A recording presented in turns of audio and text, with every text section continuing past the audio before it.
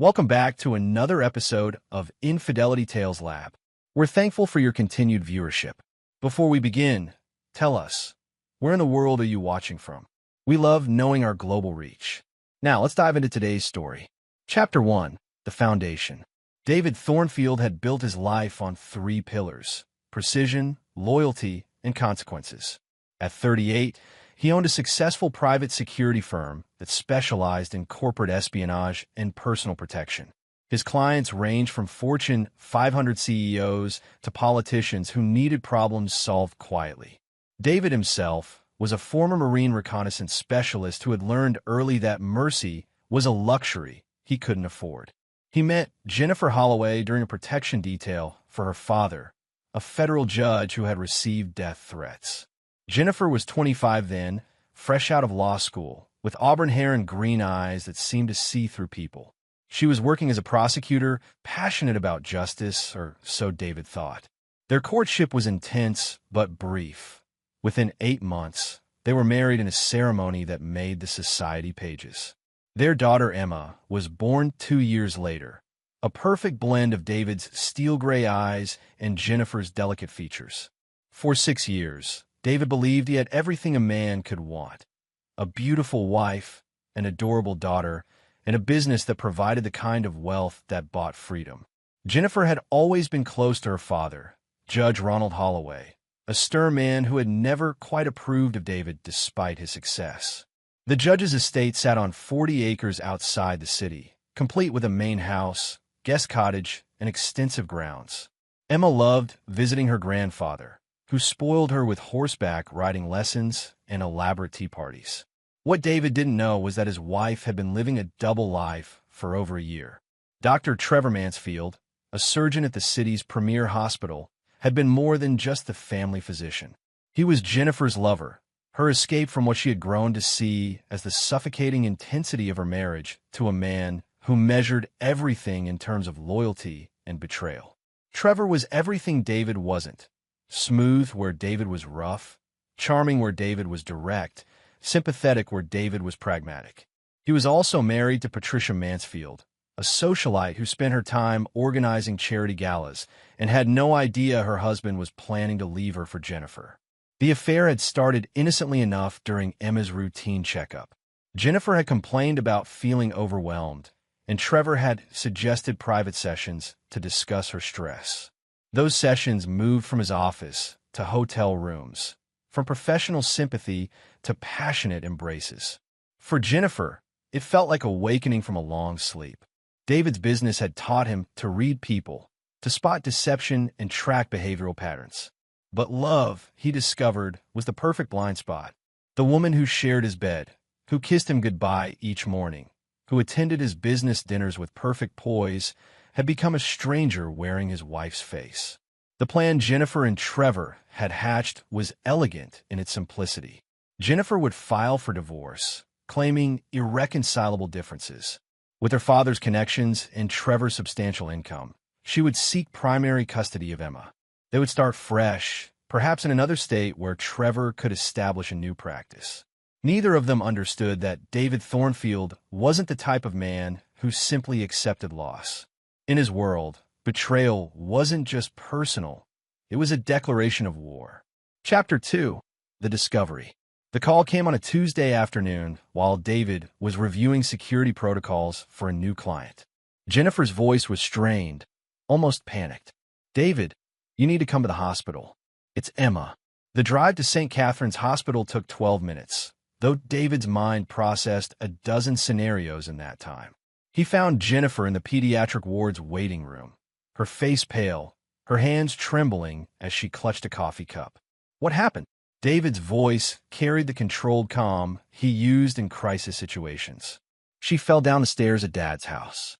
The bruises on her back, they look worse than they are, but I wanted to make sure she didn't have internal injuries." David studied his wife's face, noting the way her eyes didn't quite meet his, the slight tension in her shoulders. Something felt off, but his concern for Emma overrode his suspicions. Dr. Trevor Mansfield appeared in the doorway, his expression professionally concerned. "Mr. and Mrs. Thornfield? I'm Dr. Mansfield. I've been examining Emma." David shook the man's hand, noting the firm grip and direct gaze. He seemed competent, trustworthy. How is she? She's going to be fine. No broken bones, no internal bleeding. The bruising is consistent with a fall downstairs, though quite extensive. Children are remarkably resilient. As they spoke, David caught something in the way Trevor's eyes lingered on Jennifer, the barely perceptible softening of his expression when he addressed her. It was subtle, the kind of detail most people would miss, but David had spent years learning to read micro-expressions and body language. "Can we see her?" Jennifer asked. "Of course. She's been asking for both of you."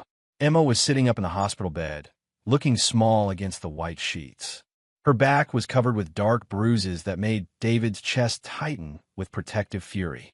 "Daddy," she reached for him, and he gathered her carefully in his arms. "Hey, princess, how are you feeling?" "It hurts, but the doctor said I'm brave." She looked proudly at Trevor, who smiled warmly. "That's right. You're one of the bravest patients I've ever had." David spent the next hour with his daughter, listening to her recount the fall, watching her interact with the medical staff. Something nagged at him about the whole situation, but he couldn't pinpoint what.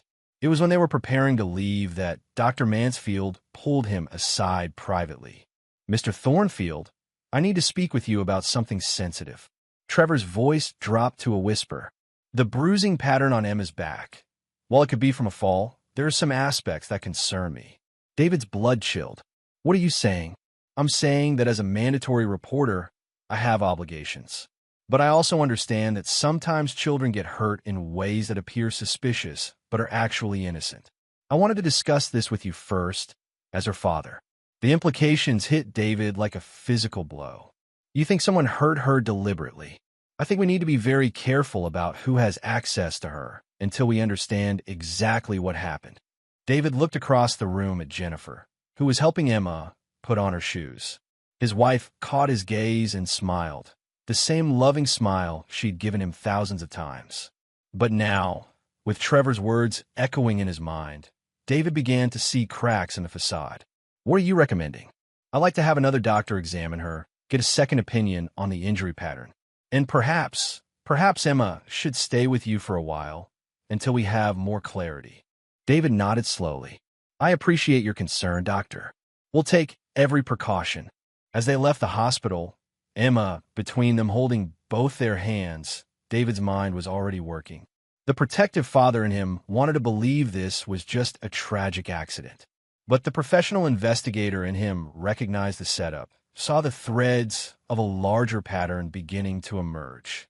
That night, after Emma was safely asleep in her own bed, David sat in his study and made his first real decision about the path ahead. He opened his laptop and began accessing resources that most people didn't know existed, databases and surveillance tools that his security firm used for client investigations. If someone was playing games with his family, David Thornfield was going to learn the rules, and then he was going to rewrite them entirely. Chapter 3: The Web Unravels. David's investigation began with what he knew best: digital surveillance.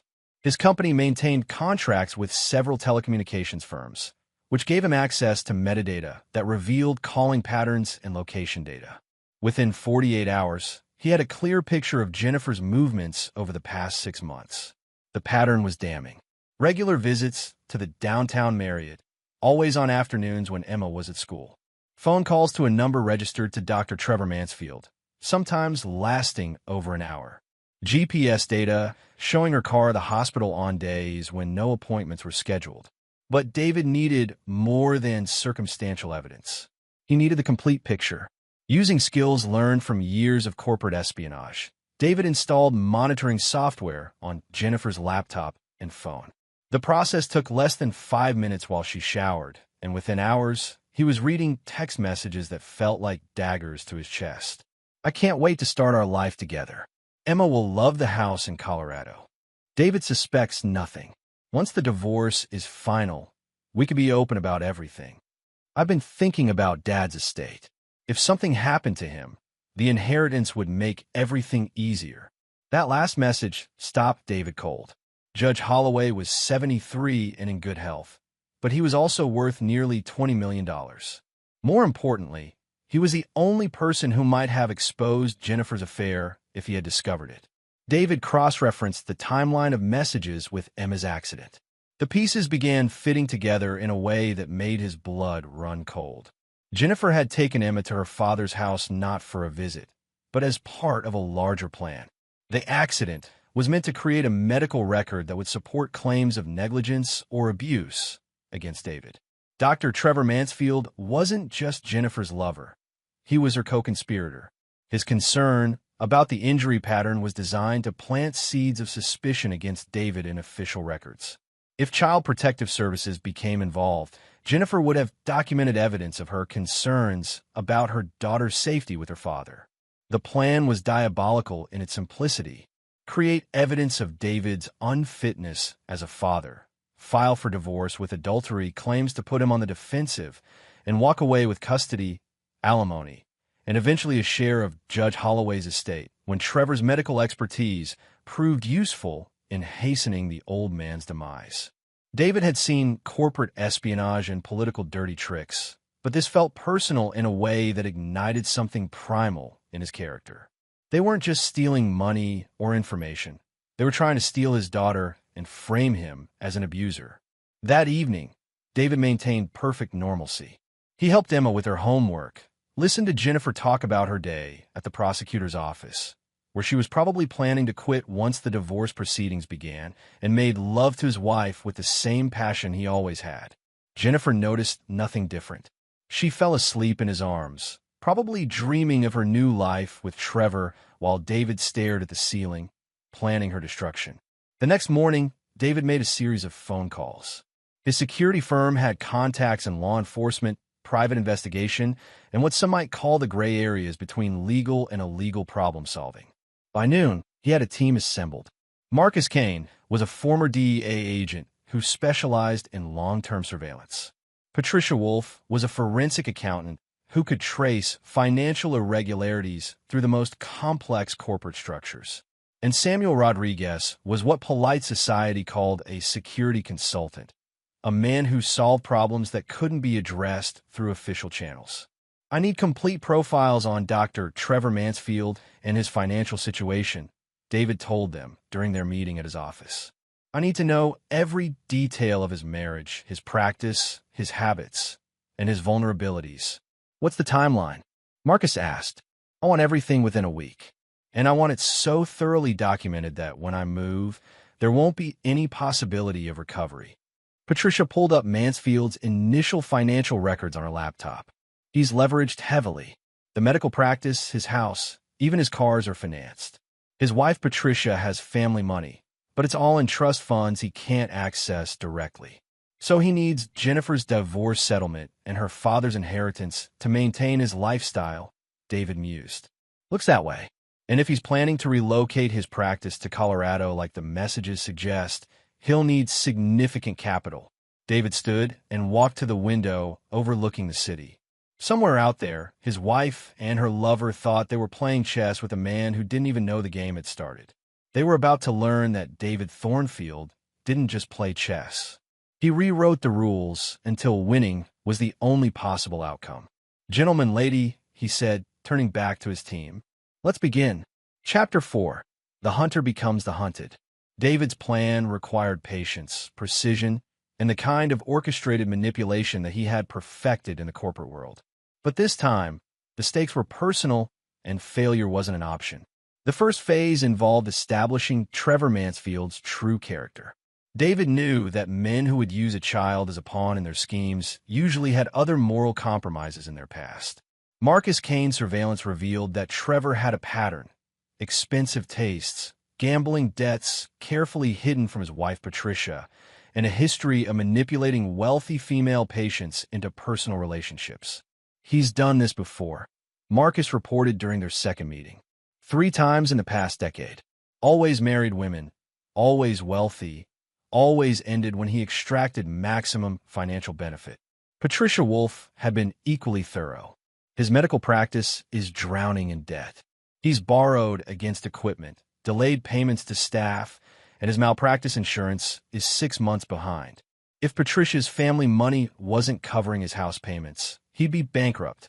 But the most interesting discovery came from Samuel Rodriguez, whose methods David preferred not to examine too closely. Mansfield has been prescribing unnecessary medications to elderly patients and selling the excess on the black market. Small amounts, nothing that would trigger official scrutiny, but enough to generate significant cash. David absorbed this information with the cold satisfaction of a predator circling wounded prey. Trevor Mansfield wasn't just an adulterer. He was a criminal who had been using his medical practice to fund his lifestyle while planning to destroy David's family. What about his relationship with my wife? They meet twice a week at the downtown Marriott, room 1247. They've been planning the divorce timeline for months. According to their conversations, Jennifer is supposed to file papers next week, immediately after they create another incident involving Emma. The blood drained from David's face. Another incident? They're planning to claim you've been violent with both Jennifer and Emma. Mansfield has been coaching her on how to create believable injuries that would support her claims. David's hands clenched into fists. The idea of anyone using his daughter as a prop in their scheme triggered a rage that he struggled to contain. But rage was a tool, and David had learned long ago how to channel his emotions into effective action. I need you to document everything. Every meeting, every conversation, every plan they make. I want evidence that will not only destroy them legally, but make them understand the consequences of threatening my family. The second phase of David's plan required him to become an actor in his own home. He continued his normal routine, maintained his loving relationship with Emma, and showed no signs of suspicion toward Jennifer. But now every conversation was calculated, every gesture designed to gather more information about their timeline. Emma's teacher wants to schedule a parent conference next week. Jennifer mentioned over dinner. Maybe you can handle it? I've been so busy with the Morrison case. David recognized the lie immediately. The Morrison case had been closed 2 weeks ago, and Jennifer's distraction had nothing to do with work. She was probably planning to be with Trevor during the scheduled conference. Of course. Which day works best? Thursday afternoon would be perfect. Thursday afternoon was when their incident was supposed to occur, according to Marcus's surveillance. David smiled warmly at his wife, the same loving expression he'd worn throughout their marriage. I'll make sure my schedule is clear. That night, David lay awake listening to Jennifer breathe beside him, planning her destruction with the same methodical precision he brought to corporate takeovers. She had made one crucial error in her planning. She had underestimated the man she was betraying. David Thornfield wasn't just successful because he was smart or ruthless. He was successful because he understood that in any conflict, the person who controls the information controls the outcome. And Jennifer had just handed him complete control over the battlefield. The next morning, David made another series of calls. This time, he reached out to contacts in family court, child protective services, and the state medical board. Not to file complaints, but to understand exactly how their systems worked and how they could be manipulated. By the end of the week, David had a complete picture of his opponent's plan and a counter-strategy that would not only defeat them, but ensure they faced consequences that would last the rest of their lives. Jennifer thought she was married to a successful businessman who trusted her completely. She was about to discover that she had been living with a man who could orchestrate the systematic destruction of anyone who threatened his family. The war was about to begin, and David intended to win it so decisively that no one would ever dare threaten what he valued again. Chapter 5. The Trap is Set. Thursday morning arrived with the crisp clarity of autumn, and David woke with the focused energy of a man about to execute a plan months in the making. Every detail had been orchestrated, every contingency planned, every escape route closed. Jennifer kissed him goodbye with the same affection she'd shown throughout their marriage, never suspecting that her husband knew exactly where she was going and what she intended to do. I'll probably be late tonight, she said, adjusting her prosecutor's badge on her jacket lapel. The Morrison appeal is more complex than we anticipated. David smiled and pulled her close, inhaling the scent of the perfume Trevor had given her for her birthday. Take your time. Emma and I will have a father-daughter evening. As soon as Jennifer's car disappeared down the driveway, David activated the final phase of his plan. Marcus Kane was already positioned outside the Marriott Hotel with long-range recording equipment. Patricia Wolf had been working with contacts in the state medical board to prepare fraud charges against Trevor. And Samuel Rodriguez was handling the aspects of David's revenge that required a more direct approach. The first call David made was to Emma's school, confirming that she would be staying late for after-school care. His daughter would be completely safe and accounted for during everything that followed. The second call was to his attorney, Richard Blackwell, a man who specialized in high-stakes divorce cases and had a reputation for protecting his client's interests by any means necessary. "Richard, it's time. I need you to file the papers we discussed. Are you certain about the timing, David? Once we move, there's no going back." "I'm certain. They think they're setting me up. Instead, they're walking into a trap that will destroy them both." The third call was to Judge Patricia Hendricks, a family court judge who owed David a favor from a previous security consultation. "Patricia, I need to schedule an emergency hearing regarding my daughter's safety. I have evidence of planned abuse and manipulation that requires immediate intervention." By noon, David had set in motion a series of events that would unfold with mechanical precision. Jennifer and Trevor thought they were the hunters, but they were about to become prey in a game where David controlled every move. At 2:30 p.m., Jennifer arrived at the Marriott Hotel, unaware that every step was being recorded. Trevor was waiting in room 1247, equally oblivious to the surveillance equipment that Marcus had installed during the hotel's staff shift change. Their conversation, captured in high-definition audio and video, was exactly what David had expected. "Are you ready for this?" Trevor asked, his hands gently touching the fake bruises that makeup had created on Jennifer's arms. "I'm scared," Jennifer admitted. "What if David fights the custody claim? He won't have a choice. Once we document his pattern of abuse, the court will have to protect Emma. And with your father's influence, we'll have support throughout the legal system." "What about the money?" "David's business accounts are protected by corporate structures." Trevor smiled confidently. "That's why we need the life insurance. Once the divorce creates financial pressure and he becomes desperate, accidents happen, especially to men who take risks in their line of work." David watched the live stream on his phone, his expression never changing even as his wife discussed his murder with clinical detachment. He had known Jennifer was capable of betrayal, but the casual way she planned his death revealed a level of evil that surprised even him. At 3:15 p.m., David called 911 to report a domestic violence incident at his home address. When police arrived, they found Jennifer's car in the driveway. David had driven it back from the hotel parking lot, and signs of struggle in the living room that David had carefully staged. "My wife called me at work, screaming that someone had broken in," David told the responding officers. "When I got here, she was gone. Her car is here, but she's not answering her phone."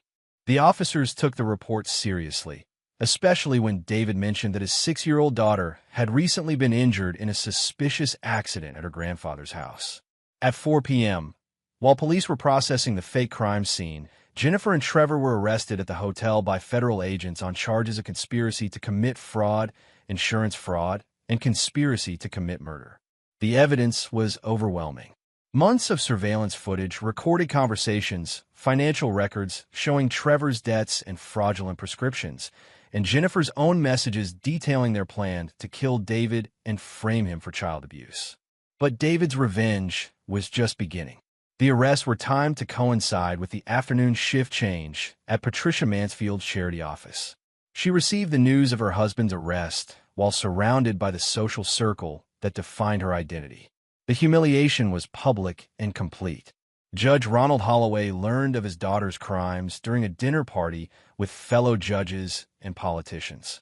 The scandal would end his career and destroy his reputation in the legal community he had served for 40 years. By 6 p.m., every news outlet in the city was covering the story of the prosecutor and doctor who had planned to murder the prosecutor's husband and frame him for child abuse. David's security firm was mentioned only briefly as the successful businessman who had been targeted by the conspiracy. David picked up Emma from school as planned, acting the role of the shocked and grieved husband who had just learned of his wife's betrayal. "Where's Mommy?" Emma asked as they drove home. Mommy made some very bad choices, princess. But you and I are going to be fine. Better than fine. That evening, as David helped Emma with her homework and made her favorite dinner, he felt the satisfaction of a man who had not just won a war, but had redefined the terms of victory. Jennifer and Trevor thought they could use his daughter as a weapon against him. Instead, they had handed him the tools of their own destruction. And tomorrow, the real punishment would begin. Chapter 6: The Reckoning Begins. The Federal Detention Center was a gray, concrete monument to broken dreams and shattered lives. Jennifer sat in her orange jumpsuit, staring at the metal table where her attorney had laid out the evidence against her. The recordings, the surveillance footage, the financial documents. It was a perfect prosecution case with no possible defense. "How did he know?" she whispered, her voice hollow with disbelief. Her attorney, a public defender named Sarah Chun, shook her head. "Your husband is a professional investigator, Jennifer. He has resources and connections that most people can't imagine. The question isn't how he found out. It's why you thought you could deceive someone who specializes in uncovering deception." In a separate conference room, Trevor Mansfield was having his own reckoning. His attorney was explaining that the federal charges carried minimum sentences of 25 years, and that the evidence included recorded conversations where Trevor discussed murdering David Thornfield. "There has to be a way out of this," Trevor insisted. "David set us up. He manipulated us into those conversations." "Dr. Mansfield, your own words are on tape discussing insurance fraud, prescription drug sales, and murder conspiracy. David Thornfield didn't force you to say those things. He simply recorded you saying them." Meanwhile, David was at home with Emma, maintaining the routine that kept his daughter's world stable while her mother's world collapsed. He read her bedtime stories, helped her brush her teeth, and tucked her in with the same loving care he had always shown. "Daddy, will Mommy come home soon?" Emma asked as he turned off her light. "I don't know, princess, but I promise you, no matter what happens, you'll always be safe with me." After Emma fell asleep, David sat in his study reviewing the financial documents that Patricia Wolf had prepared. Trevor's medical practice was being investigated by the state medical board. His prescription fraud had triggered a DEA investigation, and his malpractice insurance had been canceled due to non-payment. Patricia Mansfield had filed for divorce within hours of her husband's arrest, claiming alienation of affection and seeking damages from Jennifer personally. Her family's attorneys were some of the most expensive in the state, and they had already frozen all of Trevor's assets. Judge Ronald Holloway had submitted his resignation from the bench rather than face an ethics investigation. His political allies had abandoned him overnight, and his 40-year career in public service was ending in disgrace. But David's revenge was far more comprehensive than simple legal consequences. Using his connections in the private security industry, David had ensured that Trevor's name appeared on every medical malpractice database in the country. Even if he eventually served his sentence and was released from prison, he would never practice medicine again. Jennifer's legal career was similarly destroyed. Her law license was suspended pending the outcome of her criminal trial, and every case she had prosecuted was being reviewed for potential misconduct. Defendants she had convicted were filing appeals, claiming that a prosecutor who planned murder and child abuse couldn't be trusted to seek justice fairly. David had also used his corporate intelligence network to ensure that their story reached professional circles across the country. Trevor's name was circulated among medical associations as a cautionary tale about ethics violations. Jennifer's case was discussed in law schools as an example of how personal corruption could destroy an entire career. The financial destruction was equally complete. Jennifer's assets were frozen pending restitution claims from David for emotional distress and threats against Emma. Trevor's medical practice was being liquidated to pay creditors, and his personal assets were being seized by federal authorities. Within a week, both Jennifer and Trevor had lost everything they had ever worked for. Their reputations, their careers, their financial security, and their freedom were all gone. But David's most brutal stroke was the social isolation he had orchestrated. Jennifer's father refused to take her calls from prison. Her former colleagues in the prosecutor's office avoided any association with her name. Her friends from law school and social circles gradually stopped responding to her letters. Trevor faced similar exile. Patricia had made it clear that any friend or colleague who maintained contact with her ex-husband would be cut off from her family's considerable social and financial influence. David had weaponized their own ambition against them. The same social and professional networks they had hoped to exploit for their scheme now rejected them completely. 3 weeks after their arrest, Jennifer received a letter from David's attorney. It was noticed that David was filing for divorce on grounds of adultery and conspiracy, seeking full custody of Emma with no visitation rights for Jennifer.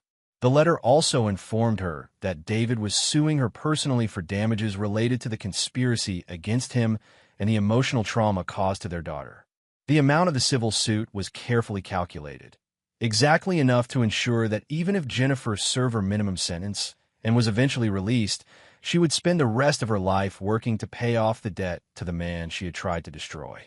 That night, David sat in his study with a glass of whiskey, reviewing the complete file of his revenge.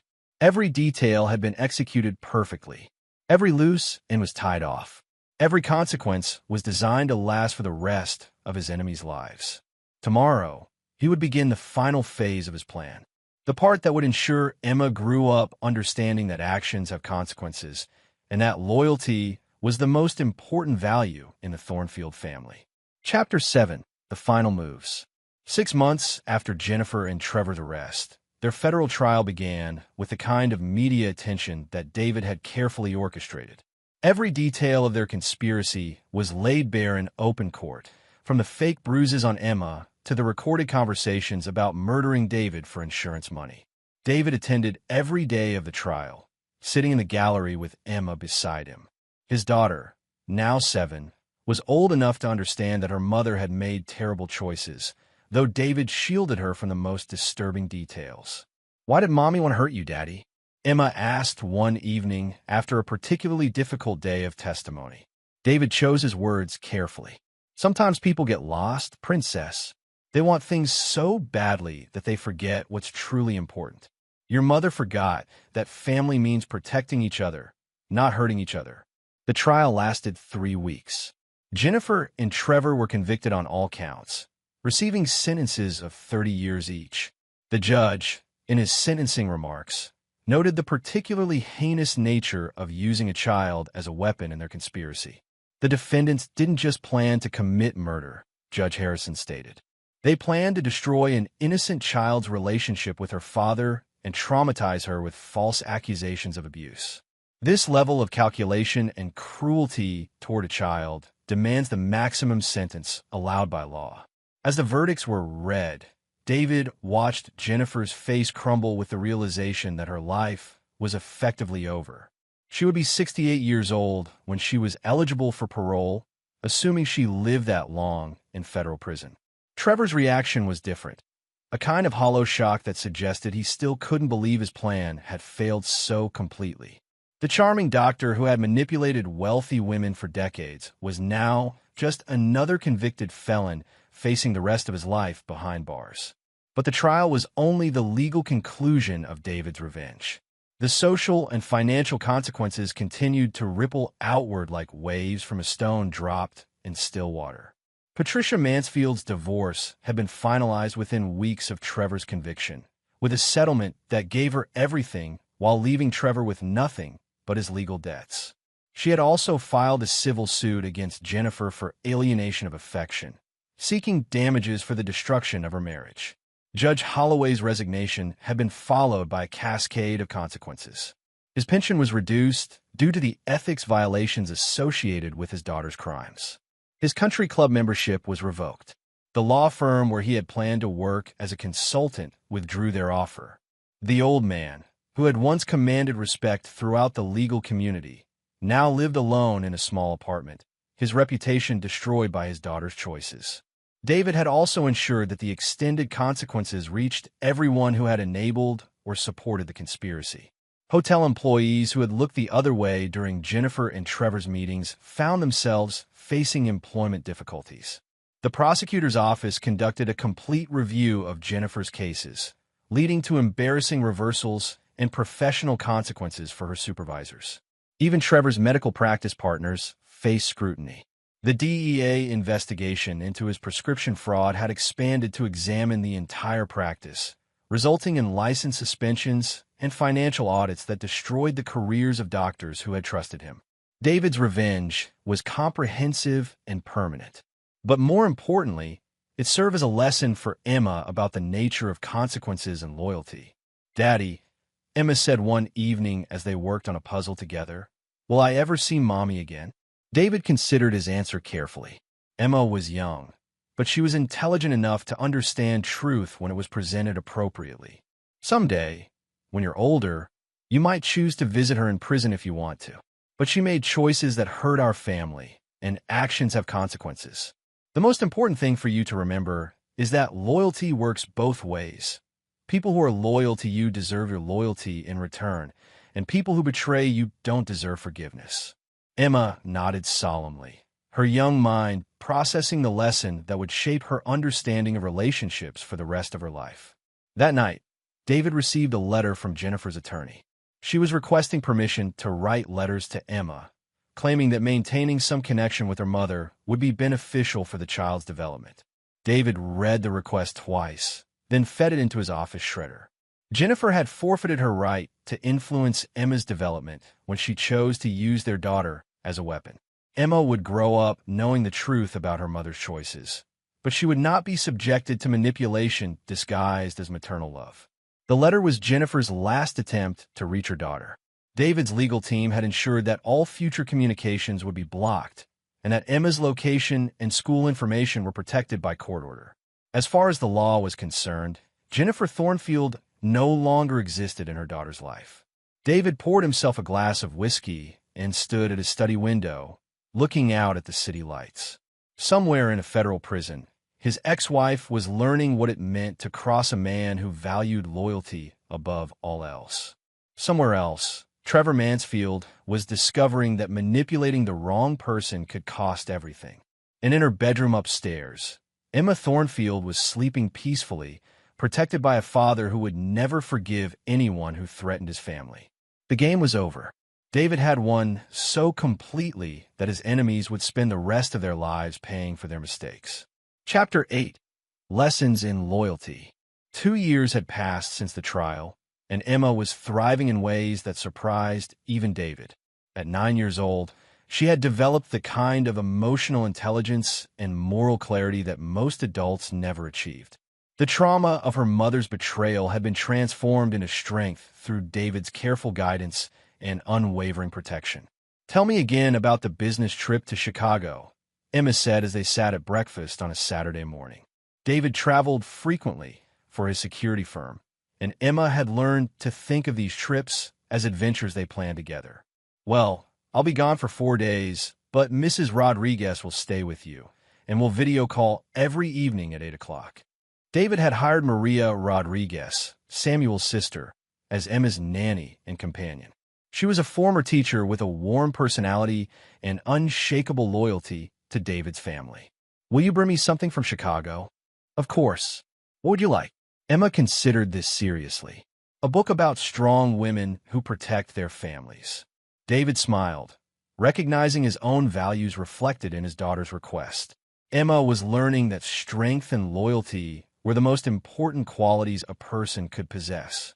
The Chicago trip was actually a business expansion that would serve a dual purpose. David was opening a branch office that specialized in protecting children from parental kidnapping and abuse. The irony wasn't lost on him. His own experience with Jennifer's attempted manipulation had given him unique insights into how to protect other families from similar threats. But Chicago also represented the final phase of David's long-term strategy. Trevor Mansfield's brother, Dr. Richard Mansfield, practiced medicine there and had been quietly trying to rehabilitate his family's reputation by claiming that Trevor had been manipulated by Jennifer. David had learned of this effort through his network of contacts and had decided that the Mansfield family needed a more complete understanding of consequences.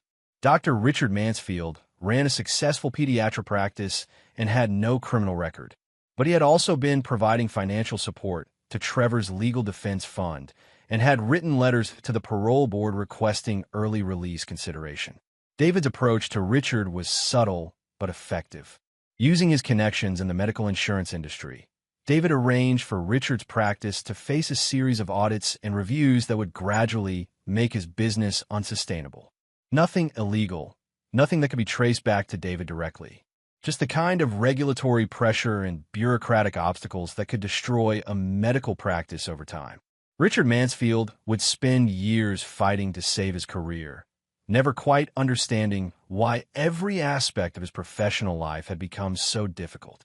By the time he realized the connection to his brother's crimes, his practice would be bankrupt and his reputation would be destroyed. The message was clear. Loyalty to David's enemies would not be tolerated, even from family members who hadn't been directly involved in the original conspiracy. During his Chicago trip, David also met with federal prosecutors who were handling similar cases in other jurisdictions. His experience with Jennifer and Trevor had made him a valuable consultant for cases involving domestic conspiracy and child manipulation.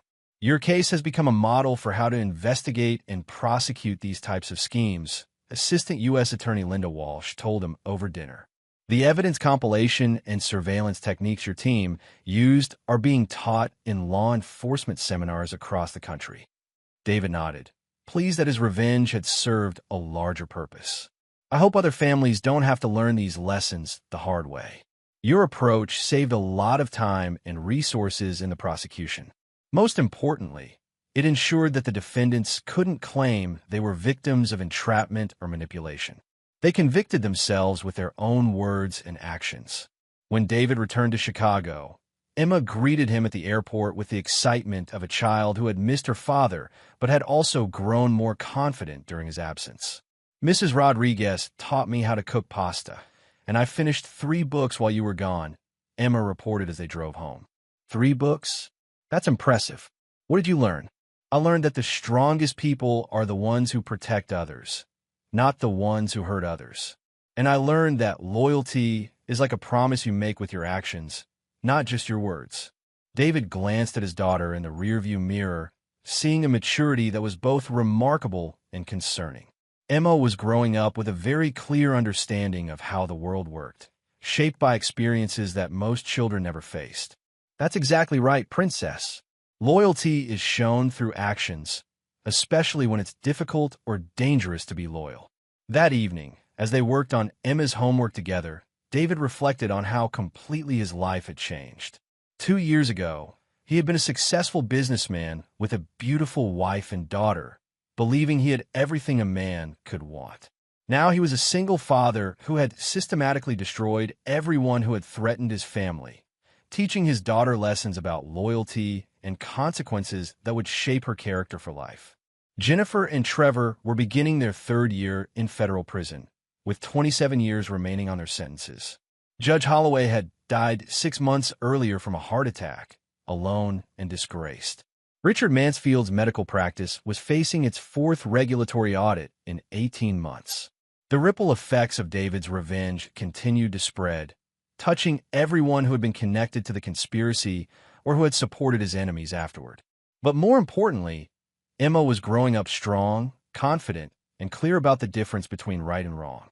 She understood that actions had consequences, that loyalty was earned through behavior, and that people who threatened families deserved no mercy. David had built a legacy that would last far beyond the prison sentences of his enemies. He had raised a daughter who would never tolerate betrayal and would never underestimate the importance of protecting those she loved. The lesson was complete, and the future was secure. Chapter 9. The Unforgiving Legacy. 5 years had passed since the trial that had destroyed Jennifer and Trevor's lives, and Emma was now 12 years old, entering her teenage years with a strength and clarity that impressed everyone who met her. She had grown into a beautiful young woman with her father's steel-gray eyes and a moral compass that was absolutely uncompromising. David's security firm had expanded internationally, specializing in corporate espionage and family protection services. His reputation in the industry was legendary, not just for his technical skills, but for his absolute dedication to his client's security. The Jennifer case, as it was known in professional circles, have become a textbook example of how to handle domestic threats with precision and finality. "Dad, I've been thinking about something," Emma said one evening as they sat in David's study, her homework spread across the mahogany desk that had once belonged to Judge Holloway. David had bought the desk at the estate sale after the old man's death, a final reminder of how completely he had dismantled his enemies' lives. "What's on your mind, Princess?" "Mrs. Patterson at school says that forgiveness is important, that holding grudges hurts the person who holds them more than the person who did wrong. But that doesn't seem right to me." David set down the security report he was reviewing and gave Emma his complete attention. These conversations had become more frequent as she grew older, and they were among the most important moments in their relationship. "What do you think about forgiveness, Emma?" "I think it depends on what someone did and whether they would do it again if they had the chance. Some people make mistakes, but other people make choices. Mommy didn't make a mistake. She made a choice to hurt our family and use me as a weapon against you." The maturity of Emma's analysis never ceased to amaze David. At 12, she understood human nature better than most adults. "That's exactly right. Forgiveness is something that should be earned, not given freely to people who haven't changed their character or acknowledged the harm they've caused." Emma nodded thoughtfully. "Have you ever heard from Mommy since she went to prison?" "She's written letters to both of us over the years. I've kept them in case you ever want to read them when you're older, but I've never responded to them." "Good. Actions have consequences, and her actions were unforgivable." David studied his daughter's face, seeing the woman she was becoming. Emma had inherited his intensity and his protective instincts, but she had also developed a compassion for innocent people that balanced her ruthlessness toward those who chose evil. At school, Emma was known for standing up to bullies and protecting younger students. She had once gotten detention for punching a boy who was picking on a girl with disabilities, and when the principal called David to discuss her violent behavior, David had simply asked if the boy had stopped bullying other children. "Yes, he seems to have learned his lesson," the principal admitted. Then Emma accomplished her objective. Sometimes people only understand consequences, not conversations. That evening, David received a call from his attorney with news he had been expecting for some time. "Jennifer's parole hearing is coming up next month," Richard Blackwell informed him. "She served 7 years, and the parole board will consider early release for good behavior. What are the chances they'll approve it?" "Normally, I'd say minimal for someone convicted of conspiracy to commit murder. But she's been a model prisoner. She's earned her GED and a bachelor's degree through prison programs, and she's expressed remorse for her actions." David was quiet for a moment, considering the implications. "I assume you'll be filing our objection to her release?" "Of course. We'll present evidence of the ongoing trauma to Emma and argue that Jennifer's release would pose a continued threat to your family's safety." "Good. But I want to do more than just file paperwork. I want to attend the hearing personally." Richard paused. "David, are you sure that's wise? Seeing Jennifer again after all these years. I want Emma to see how the justice system works, and I want Jennifer to understand that her choices have permanent consequences. Some things should never be forgiven." The parole hearing was scheduled for a cold Tuesday in February. David and Emma drove to the state correctional facility where Jennifer had spent the last 7 years of her life, passing through multiple security checkpoints before entering the hearing room. Jennifer looked older than her 39 years, with gray streaks in her auburn hair and lines around her eyes that spoke of sleepless nights and regret. When she saw Emma, her face crumpled with emotion, but Emma's expression remained coldly neutral. "Mr. Thornfield," the parole board chairwoman addressed David, "you've submitted a victim impact statement objecting to Ms. Thornfield's release. Would you like to address the board directly?" David stood, his presence commanding the attention of everyone in the room. 7 years ago, Jennifer Thornfield conspired with her lover to murder me and frame me for child abuse. They planned to use our 6-year-old daughter as evidence of my unfitness as a father, creating fake injuries and coaching her to lie about her safety in our home. He paused, letting the weight of those words settle over the room. This wasn't a crime of passion or a moment of poor judgment.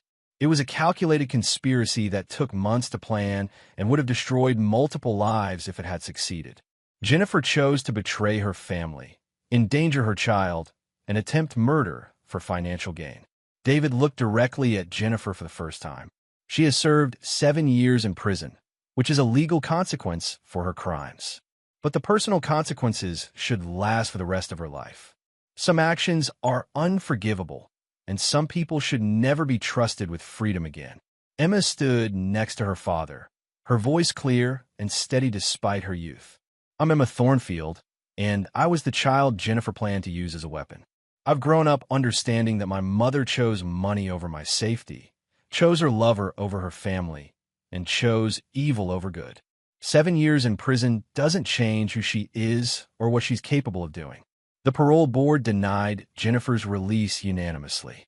She would serve her full 30-year sentence, with no possibility of early release. As they left the prison, Emma slipped her hand into David's. I'm proud of you, Dad, and I'm proud to be your daughter. I'm proud of you too, Princess. You understand something that many adults never learn, that loyalty and justice aren't the same thing as mercy and forgiveness.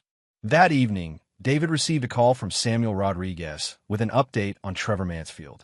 The former doctor had been killed in a prison fight the previous week, his life ending in violence after years of threats from other inmates who despise child abusers.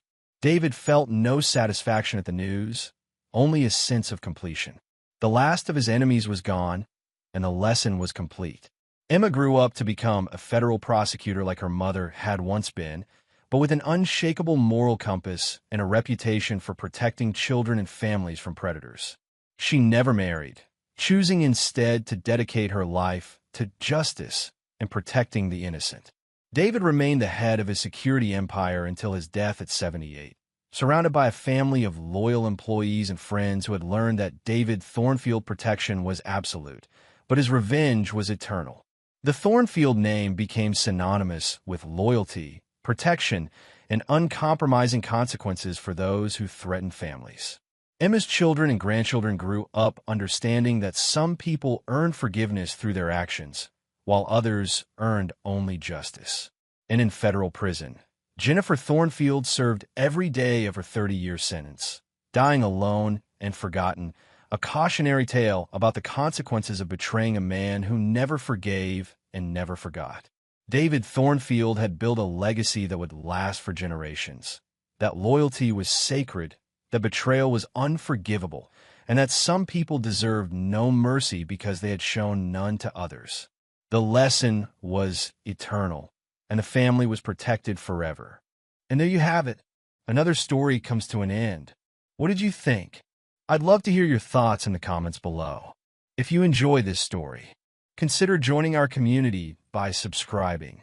It means the world to us. For more stories like this one, check out the recommended videos on screen. And I'll see you there. Welcome back to another episode of Infidelity Tales Lab. We're thankful for your continued viewership. Before we begin, tell us, where in the world are you watching from? We love knowing our global reach.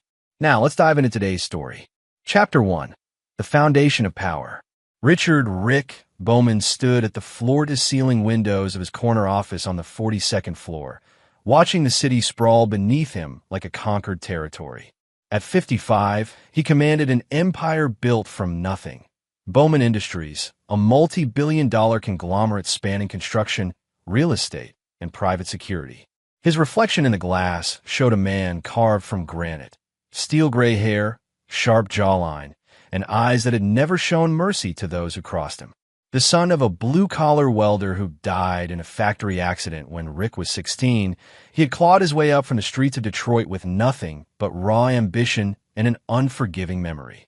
Every slight, every betrayal, every person who had underestimated him, he remembered them all, and in time, he had made them all pay. 23 years ago, he had married Diana Whitmore, the daughter of a failing textile magnate. She was beautiful, refined, everything he thought he needed to complete his transformation from street fighter to corporate titan. Their wedding had been the social event of the season, sealing his acceptance into circles that had once sneered at his working-class origins.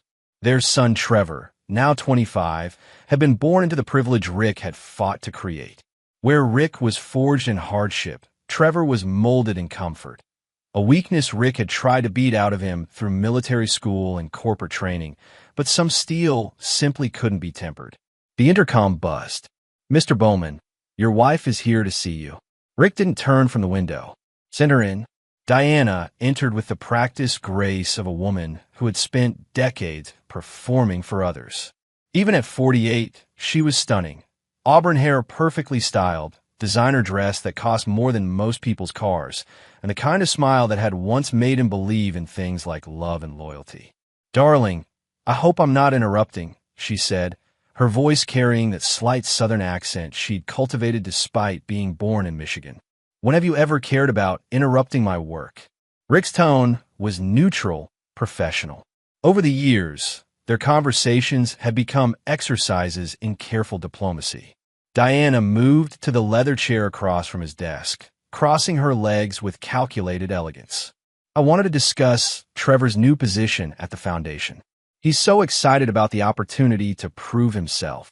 The Bowman Family Foundation was Rick's tax shelter disguised as philanthropy, handling charitable donations and community investments.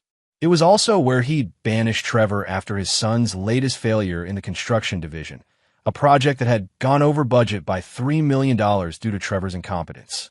"Trevor will do what he's told, when he's told," Rick said, finally turning from the window. "Just like always." Something flickered in Diana's eyes. Annoyance, perhaps, or guilt. "He's your son, Rick. Our son. He deserves a chance to." "He deserves nothing." Rick's voice could have frozen molten steel. "Everything he has, every opportunity, every dollar, it's mine. I give it, and I can take it away." Diana's smile never wavered, but Rick caught the slight tightening around her eyes. After 23 years of marriage, he could read her tells better than a poker player's. Something was different about her lately. Distracted phone calls, unexplained absences, new jewelry she claimed to have found in the back of her closet. "Of course, darling. I just think." "Thinking isn't required, Diana. Just looking beautiful and staying out of my way." Rick returned to his desk, a signal that the conversation was over. But Diana didn't move. "Actually, there's something else. Trevor mentioned he might need to make some transfers from the foundation accounts. Something about an emergency loan for a friend." Rick's pen stopped moving across the contract he'd been reviewing. "What kind of emergency?" "I don't know the details. Some legal trouble, I think. Trevor said it was temporary, just until this friend could get back on his feet." The temperature in the room seemed to drop 10 degrees. Rick set down his pen with deliberate care and fixed his wife with a stare that had made seasoned executives wet themselves. "What's the friend's name?" "Carlos something. Rivera, I could think." Trevor said, "He's an entrepreneur, very charming." "Get out." Diana blinked. "I'm sorry. Get out of my office."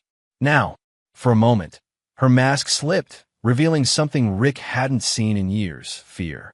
She gathered her purse and stood, but paused at the door. "Rick, I hope you're not going to."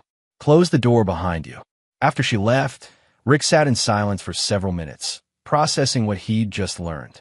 Trevor was planning to use foundation money to bail out Diana's friend, a friend she was unusually interested in protecting. The pieces were falling into place with the inevitability of a controlled demolition. He pressed the intercom. "Beth, give me everything we have on Carlos Rivera. Employment history, criminal background, financial records, everything. And I want it within the hour." "Yes, sir." Rick leaned back in his chair, a cold smile spreading across his face. In his early days, he'd learned that betrayal was like cancer. It had to be cut out completely, or it would spread and kill everything healthy around it. He'd built his empire on that principle, eliminating threats before they could metastasize. Some men might have confronted their wife directly, demanded explanations, sought counseling. But Rick Bowman wasn't some man. He was a predator who had spent 30 years perfecting the art of destruction, and he had never been more patient than when planning the complete annihilation of those who dared to betray him. As the sun set over the city he owned, Rick began to plan. Chapter 2: The Web Titans. 3 days later, Rick had a complete dossier on Carlos Rivera spread across his private conference table. Beth Morrison, his executive assistant and former military intelligence officer, sat across from him with the clinical detachment of someone reporting on weather patterns. Carlos Miguel Rivera, 32 years old, born in Miami to Cuban immigrants. Beth began, her voice devoid of emotion. High school dropout, no college degree, but he's managed to charm his way into several businesses over the years. Rick studied the photographs. A handsome man with dark hair, expensive clothes, and the kind of smile that promised easy answers to difficult problems. The type of man who sold dreams to desperate people and nightmares to their families. Employment history? Sporadic. He's worked as everything from a yacht broker to a personal trainer to a lifestyle consultant, whatever that means. Currently lists himself as CEO of Rivera Consulting Group, which appears to be a shell company with no actual business. Criminal record? Clean, officially. But I found some interesting connections. Beth slid a folder across the table. He's been linked to 3 different women in the past 5 years. All wealthy, all married, all divorced within 2 years of meeting him. The settlements were generous. Rick's smile was razor thin. A professional. I can respect that, in a way. There's more. I tracked his recent movements through credit card records and social media. He's been in town for 6 months. And guess where he's been spending most of his time? Surprise me. The Willowbrook Country Club. Your wife's tennis club. He's been giving private lessons there since March. The pieces clicked into place with the precision of a Swiss watch. Diana's sudden interest in improving her tennis game. The new workout clothes. The glow she'd been carrying like a secret. Rick had built his fortune by recognizing patterns. And this one was as clear as a blueprint. What's his current financial situation? Desperate. He owes $60,000 to a private lender in Miami, the kind that breaks kneecaps when you're late with payments. The debt comes due next week. Rick closed the file and looked out at the city lights beginning to twinkle in the evening gloom. Somewhere out there, his son was preparing to steal from him to save his wife's lover. The betrayal was so complete, so brazen, that Rick almost admired their audacity. Beth, I want you to set up a meeting with our friends at Meridian Financial. Tell them I have an investment opportunity that might interest them. The private lending firm? The same one that's currently very interested in Mr. Rivera's financial well-being. Rick's voice carried the weight of inevitability. I think it's time we became business partners. The next morning, Rick received a call from his son. Trevor's voice carried the nervous energy of a man about to commit a crime for love. Dad, I need to discuss something with you about the foundation accounts. Of course. Come to the office this afternoon. Actually, I was hoping we could handle this over the phone. It's just a small matter. Trevor. Rick's voice cut through his son's babbling like a scalpel. My office. 2 o'clock. The line went quiet for a moment. Yes, sir. At exactly 2 o'clock, Trevor walked into Rick's office wearing a suit that cost more than most people earned in a month, but looking like a man headed to his execution.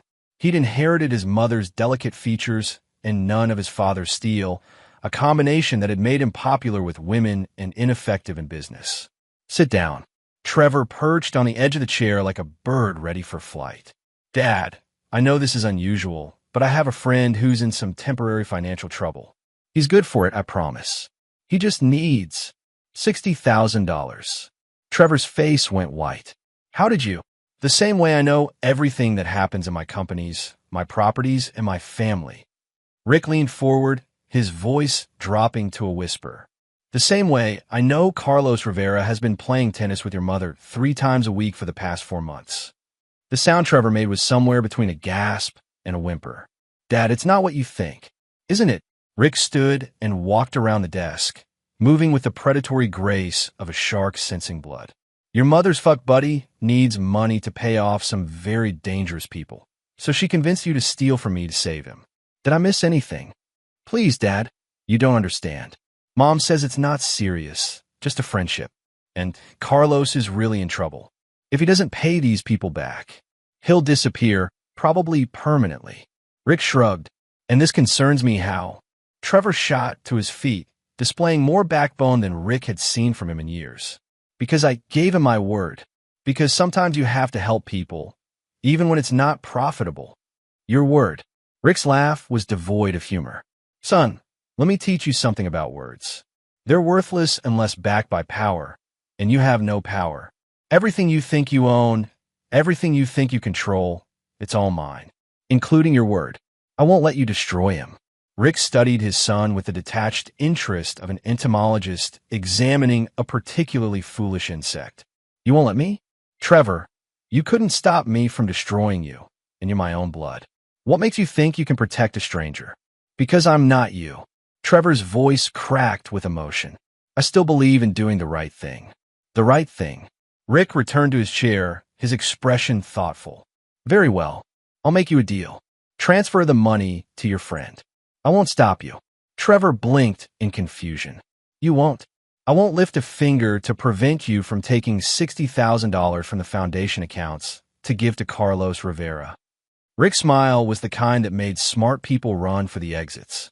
In fact, I encourage it. Show me this backbone you've discovered. Prove to me that you're willing to stand up for your principles. I don't understand. What's the catch? No catch. Do what you think is right. Rick waved a dismissive hand. But Trevor, understand something. After you make that transfer, after you've committed theft from a federally regulated charity, after you've betrayed everything I've built, we're done. No more allowance, no more trust fund, no more family company. You'll be on your own, with whatever consequences that brings. Trevor stood frozen in the doorway, caught between his mother's expectations and his father's ultimatum. Rick could see the exact moment when his son realized he was trapped in a game where all the moves led to checkmate. Choose wisely, Rick said softly, because I never give second chances. Chapter 3. The Point of No Return. That evening, Rick sat in his study nursing a glass of 30-year-old scotch and watching his son through the security cameras he had installed throughout the house years ago. Trevor was in his bedroom, pacing like a caged animal, his phone pressed to his ear. Even without audio, Rick could read the desperation in his body language. The study door opened without a knock, a privilege Rick allowed only one person in his house. Still working? Diana asked, gliding into the room in a silk robe that probably cost more than most people's rent. Always.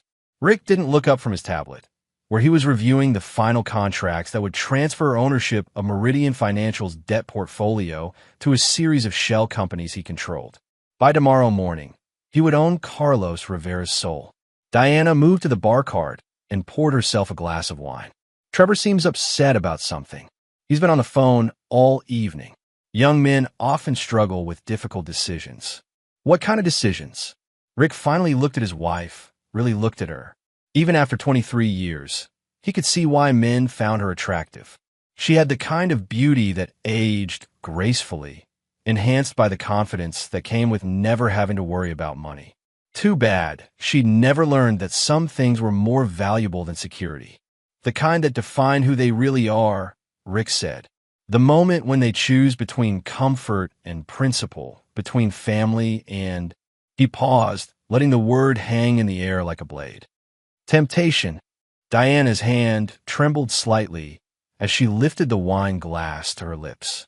I'm not sure I understand. Don't you? Rick set down his tablet and gave her his full attention. Trevor is planning to steal $60,000 from the foundation to help a friend. A very special friend, apparently. One who means enough to him that he's willing to throw away his entire future. The color drained from Diana's face. Rick, I can explain. Can you? Please do. I'm fascinated to hear how you'll explain seducing my son into committing federal crimes to save your lover. For a moment, Rick thought she might confess, might throw herself on his mercy and beg forgiveness. But Diana hadn't survived 23 years of marriage to a ruthless man by being weak. She straightened her shoulders and looked him directly in the eye.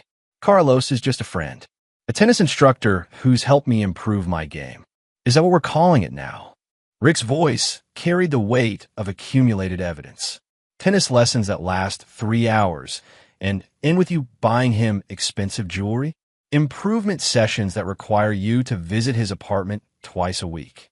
Diana's mask finally slipped, revealing the woman underneath, desperate, frightened, but still defiant. You've been having me followed. I've been protecting my investments. You and Trevor are significant investments, Diana. I like to know how my assets are performing. Assets? She laughed bitterly. Is that all we've ever been to you? What else would you be? Rick stood and walked to the window, looking out at the meticulously manicured gardens that surrounded their estate. Did you think this was love? This house, your jewelry, your lifestyle, it's all transaction. You gave me respectability and a son. I gave you everything money could buy. And that's enough for you? A life without real feeling, without passion. Rick turned back to her, and for the first time in their conversation, his expression showed something approaching pity. Diana, I felt more passion in a single business negotiation than you've shown me in 20 years of marriage. You want to know what passion is? It's the desire to utterly destroy anyone who threatens what you've built. It's the patience to wait years for the perfect moment to strike. It's the commitment to see your enemies not just defeated, but obliterated. You're talking about revenge. I'm talking about justice. Rick returned to his chair, his movements precise and controlled. You see, Diana, you made a critical error. You assumed that because I tolerated your distance, your indifference, your barely concealed contempt, that I was weak. But tolerance isn't weakness. It's strategy. I allowed you to believe you were safe because comfortable enemies make predictable mistakes. Diana's wine glass slipped from her fingers, shattering on the hardwood floor. What are you going to do? Nothing. Rick's smile was winter personified. I'm going to let you and Trevor do exactly what you've planned. Tomorrow, my son will transfer $60,000 to save your lover. He'll sign his name to documents that will destroy his future, believing he's being noble and brave. You can't let him. Let him. Rick's laugh was sharp as broken glass. Diana, I'm counting on it. Trevor needs to learn what real consequences feel like, and you need to understand what happens to people who mistake my patience for weakness. The sound of footsteps in the hallway interrupted their conversation. Trevor appeared in the doorway, his face pale but determined. Dad, I made my decision. Rick leaned back in his chair, savoring the moment. Have you? I'm going to transfer the money. I know you think it's wrong, but sometimes doing the right thing means accepting the consequences. How admirably principled. Rick's voice carried no trace of mockery. If anything, he sounded almost proud. When? Tomorrow morning. First thing. Excellent. Make sure you use the wire transfer system. It's faster and more secure. Trevor blinked in confusion. You're not going to try to stop me? I told you I wouldn't. A man's word is his bond. After all, Rick stood and walked to his son, placing a hand on Trevor's shoulder with something approaching paternal warmth. I want you to know, son, that I respect your decision. It takes courage to stand up for what you believe in. I thank you. Don't thank me yet. Rick's grip on Trevor's shoulder tightened slightly. Save your gratitude for tomorrow evening, when you've had time to fully appreciate the consequences of your choices. As Trevor left the room, Diana moved closer to Rick, her voice barely a whisper. What have you done? I've given you both exactly what you wanted. Rick returned to his scotch, dismissing her with indifference. Freedom to make your own choices, live your own lives, face your own consequences. Isn't that what you've been asking for all these years? Diana fled the room, leaving Rick alone with his thoughts and his plans. Through the window, he could see the lights of the city where his empire sprawled like a living thing. Tomorrow, that empire would be smaller by one son and one wife, but it would be purified, cleansed of the weakness and betrayal that had been eating at its foundations. Rick raised his glass in a silent toast to the morning, when the real education would begin. Chapter 4. The Trap Springs. At 9:17 a.m. the next morning, Trevor Bowman signed his name to a wire transfer authorization that would change the trajectory of his life forever. Rick watched from his office via the security feed from the Foundation's building, observing his son's careful signature with the detached interest of a scientist watching a lab rat navigate a maze. The $60,000 moved through the electronic banking system with the speed of light, traveling from the Bowman Family Foundation's accounts to a holding company in the Cayman Islands, then to another shell corporation in Delaware, before finally landing in an account controlled by Meridian Financial, the same company Rick had quietly purchased controlling interest in 3 days earlier. At 9:23 a.m., Rick's private phone rang. "Mr. Bowman, the transfer has been completed," said Vincent Torres, Meridian's head of collections. "Your son's payment has been received and redirected according to your instructions." "Perfect. And Mr. Rivera? He thinks his debt has been paid off. We sent him a confirmation email showing the transaction. He'll probably be celebrating right about now." Rick's smile could have cut diamond. "Excellent. Phase 2 begins immediately." The second phase of Rick's plan unfolded with the precision of a military operation. At 10:15 a.m., Trevor received a phone call from Carlos Rivera, thanking him tearfully for saving his life. At 10:22 a.m., Diana called Carlos to congratulate him on his newfound freedom. At 10:35 a.m., Rick convened an emergency board meeting of Bowman Industries. The boardroom filled quickly with the 15 men and women who comprised the company's leadership, a collection of sharks Rick had handpicked for their ruthlessness and absolute loyalty to his vision. They took their seats around the polished oak table with the quiet efficiency of a military tribunal. "Ladies and gentlemen," Rick began, standing at the head of the table with a stack of documents before him, "we have a problem." The room fell silent. Rick commanded attention like a force of nature. "This morning, my son Trevor committed wire fraud, theft from a federal charity, and breach of fiduciary duty. The evidence is unambiguous." He slid copies of the transfer documents across the table. $60,000 stolen from the foundation to pay the debts of a con artist named Carlos Rivera. Board member Angela Frost, the company's chief legal counsel, reviewed the documents with practiced efficiency. "The paper trail is clear. This is a federal crime." "Indeed. Which brings us to our first order of business." Rick's voice carried the weight of absolute authority. "Effective immediately, Trevor Bowman is terminated from all positions within Bowman Industries and its subsidiaries. All access codes, credit cards, and company privileges are revoked." The vote was unanimous. "Second order of business," Rick continued. "I'm changing my will and the structure of the company's succession plan. Trevor is disinherited completely. Upon my death or incapacitation, controlling interest in Bowman Industries will transfer to the Bowman Legacy Trust, administered by this board." Another unanimous vote. Third and final order of business, Diana Bowman's divorce settlement. This brought surprised looks from around the table. Rick's marriage had always seemed stable, a foundation stone of his public image. "I'm filing for divorce on grounds of adultery and conspiracy to commit fraud. Mrs. Bowman will receive the minimum settlement required by our prenuptial agreement, specifically $500,000 in 30 days to vacate all properties owned by me or my companies." "Sir," interrupted Chief Financial Officer Peter Kane, "what about her claim to community property? In this state, there is no community property." Rick's smile was arctic. "Every asset, every investment, every property was purchased with funds from companies I owned before our marriage or inherited through family trust she has no legal claim to. Our prenuptial agreement was comprehensive." The board members exchanged glances. They'd all underestimated just how thoroughly Rick had protected himself. "The meeting is adjourned. Angela, I'll need the divorce papers filed within the hour. Peter, freeze all accounts Diana has access to, credit cards, expense accounts, everything. As of noon today, she's financially independent." As the board members filed out, Rick remained at the table, reviewing the final document in his stack, the deed transfer for Carlos Rivera's apartment building.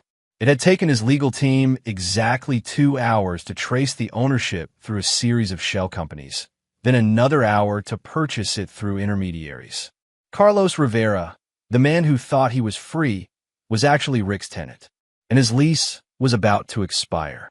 At 11:45 a.m., Diana burst into Rick's office without knocking, her usual composure shattered. "What have you done?" she demanded, waving a stack of papers. "These divorce documents. You can't be serious." Rick didn't look up from his computer. "I'm always serious about legal documents, Diana. You should know that by now. 23 years of marriage, and you're throwing it away over nothing." "Nothing." Rick finally gave her his attention, and Diana stepped back at the cold fury in his eyes. You conspired with our son to steal from me to save your lover. You turned my own child into a criminal. You corrupted the one thing in this world I actually cared about building, my legacy. Trevor made his own choice. Trevor is 25 years old and has the emotional maturity of a teenager because you spent his entire life poisoning him against me. You taught him that weakness was noble, that feelings mattered more than consequences. And now he's going to learn exactly how the real world treats weak, emotional people. Diana's voice cracked. You're going to destroy your own son? I'm going to let him destroy himself, just like you did. Rick stood and walked to the window, looking down at the city spread below. In about 2 hours, Trevor is going to receive some very interesting news about his friend Carlos. It seems Mr. Rivera's debt wasn't actually paid off. It was just transferred to new ownership. What are you talking about? I own Carlos Rivera's debt now. All $60,000 of it, plus interest and penalties. I also own his apartment building, his car loan, and several other debts he's accumulated over the years. As of this afternoon, Carlos Rivera belongs to me. Diana sank into a chair, the full scope of Rick's manipulation finally becoming clear. You planned this. All of it. Of course I did. The moment you mentioned his name, I knew exactly how this would play out. You're predictable, Diana. You always have been. Vain, selfish, desperate for attention from men who tell you what you want to hear. Carlos Rivera is just the latest in a long line of men who saw you coming from a mile away. And Trevor. Trevor chose to betray me for a stranger. Now he gets to live with that choice. Rick's voice carried no emotion, as if he were discussing the weather. I'll give him this much credit. He committed to his principles. Most people don't have the courage to follow their convictions all the way to their logical conclusion. Diana stood on unsteady legs. I won't let you. You won't let me what? Diana, as of 30 minutes ago, you have no legal standing in my life. No authority, no influence, no power whatsoever. You're about to become exactly what you were when I found you 24 years ago, a broke socialite with no marketable skills and expensive tastes. The intercom buzzed. Mr. Bowman, there's a Carlos Rivera here to see you. He says it's urgent. Rick's smile was genuinely pleased. Perfect timing. Send him up. He turned to Diana. I think you should stay for this. After all, it concerns you directly. Rick, please. Sit down and be quiet. For once in your life, just watch and learn. Chapter 5. The Reckoning Begins. Carlos Rivera entered Rick's office with the nervous energy of a man who'd been celebrating his good fortune only to discover it might be premature. He was exactly as Rick had imagined. Handsome in an obvious way, expensively dressed despite his recent financial troubles, and carrying himself with the artificial confidence of a professional charmer. Mr. Bowman, thank you for seeing me. I know this is unusual, but I've just received some disturbing information about the payment I received this morning. Rick gestured to the chair across from his desk. Please sit, and don't worry about the unusual nature of our meeting. I've been looking forward to this conversation. Carlos sat down, his eyes darting between Rick and Diana, who had gone pale as marble. I don't understand. My debt was paid off. I have the confirmation documents. But now I'm getting calls saying the debt has been transferred, not forgiven. That's correct. Rick opened a file folder with theatrical precision. Your debt to Meridian Financial has indeed been transferred. Congratulations, Mr. Rivera. You now owe $60,000 plus accrued interest and penalties to Bowman Financial Services. The color drained from Carlos's face. Bowman Financial? You mean, I own your debt. I own the company that holds your apartment lease. I own the financing company that has a lien on your BMW. In fact, Mr. Rivera, I own you. Rick's voice carried the weight of absolute certainty. The question is, what am I going to do with my new property? Carlos shot to his feet. This is impossible. The money was paid. The money was stolen, Rick corrected softly, from a federally regulated charity, by my son, at the request of my wife, to benefit her lover. That makes you an accessory to wire fraud, conspiracy to commit theft, and about 6 other federal crimes I can think of off the top of my head. I didn't know. Didn't you? Rick's smile was razor sharp. A struggling tennis instructor suddenly receives $60,000 from the son of the woman he's been sleeping with. And you didn't think to ask questions? That level of willful ignorance is almost impressive. Diana finally found her voice. Rick, stop this. Carlos didn't do anything wrong. Diana, please. The grown-ups are talking. Rick didn't take his eyes off Carlos. Now, Mr. Rivera, let's discuss your options. Option 1. I call the FBI and turn over evidence of your involvement in wire fraud.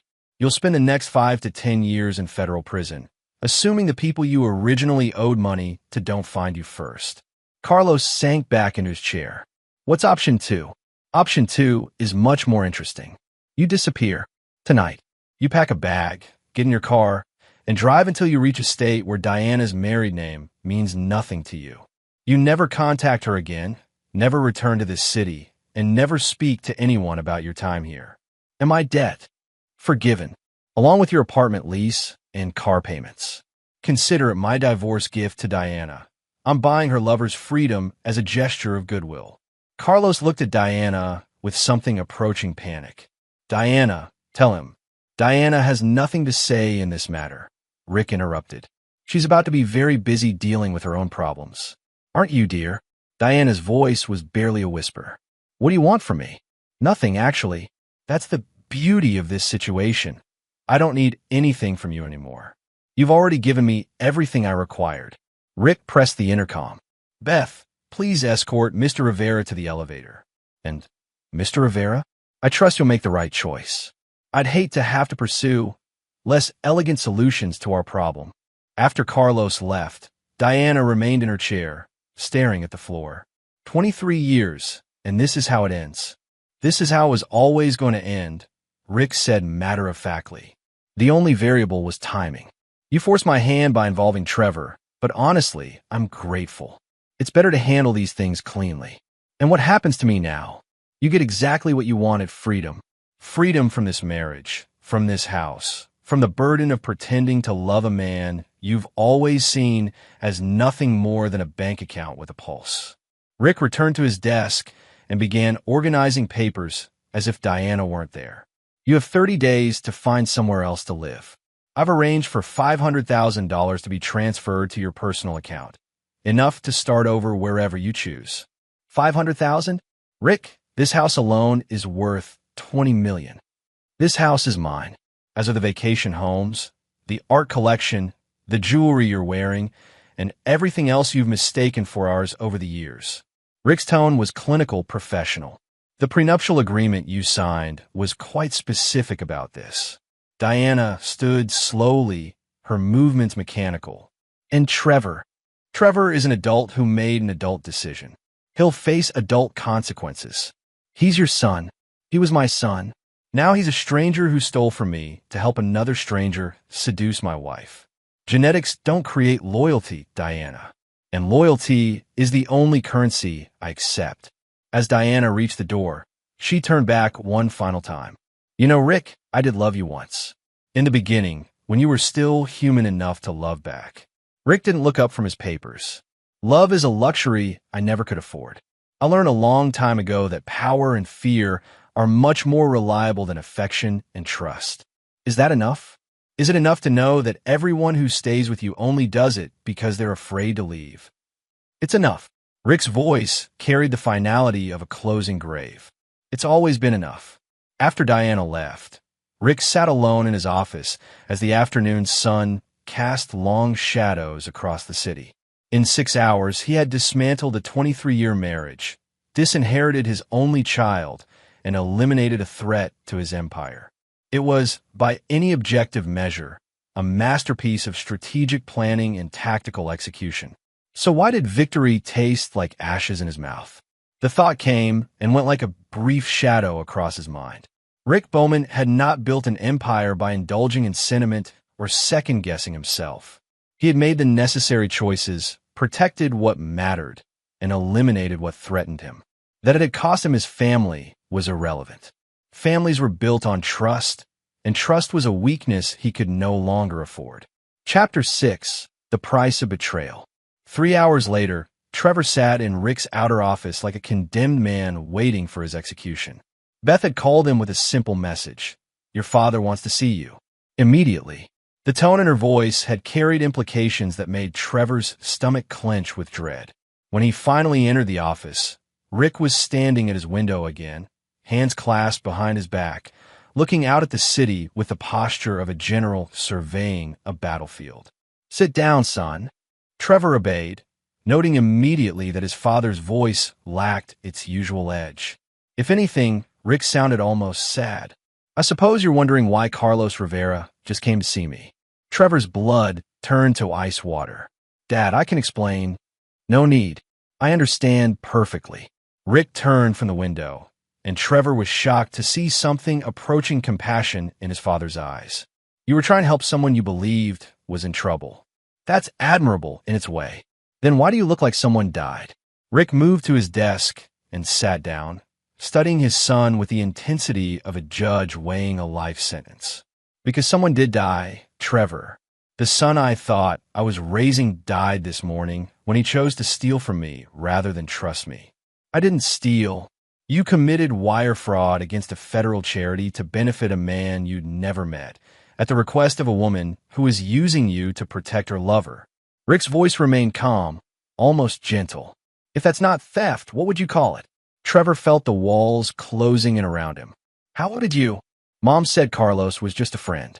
Your mother said a lot of things over the years. Very few of them were true. Rick opened a folder and removed a photograph, sliding it across the desk. This was taken last Tuesday afternoon at the Riverside Hotel. Your mother and her tennis instructor seem very focused on their lesson. The photograph might as well have been a physical blow.